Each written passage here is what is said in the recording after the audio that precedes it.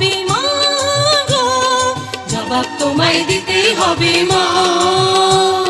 সন্ত্রাসীদের হাতে কেন ছিন্নি তুমি স্বদেশ আমার মাতৃভূমি, জবাব তোমায় দিতেই হবে মা গো, জবাব তোমায় দিতেই হবে মা। কেন বিদ্যালয়ে ফুটছে বোমা, এই কি পেলাম শিক্ষা ও মা। লাঞ্ছিত আজ শিক্ষা গুরু, চোখে দুঃখের জল।